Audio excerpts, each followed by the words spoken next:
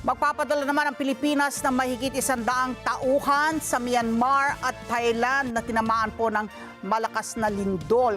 Bilang po dito mga sundalo, medical personnel at search and rescue teams. Eden Santos sa balitang yan.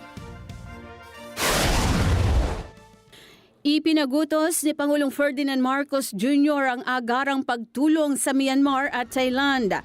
Yan ay matapos na yanigin ng malakas na lindol ang dalawang kapitbahay na bansa sa Asya.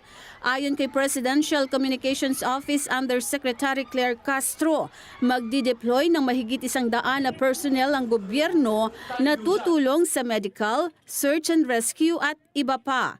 Una rito, nagkaroon anya ng interagency meeting sa paunguna ni Defense Secretary Gilbert Chodoro Jr. para sa mobilisasyon ng mga resources ng Pilipinas para agad makatulong sa mga karatig bansa na sinalanta ng lindol.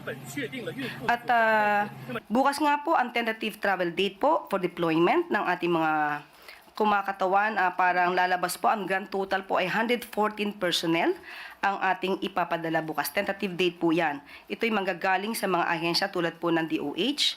At kasama na rin po dito yung Urban Search and Rescue Team ng Bureau of Fire Protection at ng Armed Forces of the Philippines. Nandito rin po ang MMDA at mula sa Apex Mining Corporation or First Gen Energy Development.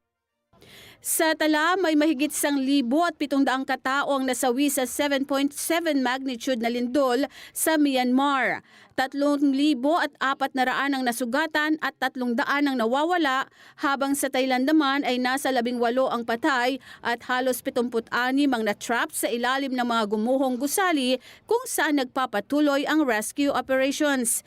Tiniyak naman ni Castro na handa ang karamihan sa mga ahensya ng gobyerno sa posibleng pananalasa ng pinangangambahang the big ones sa bansa.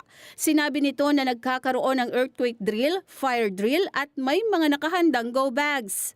Mga local government units, sa atin din po na idinidemand po natin hanggat maaari po na yung mga building officers nila ay magsagawa po ng mga inspection kung maaari at maging mahigpit din po sila sa pagbibigay ng mga permits sa pagpapagawa ng mga buildings na magiging maaaring hindi ganon katibay.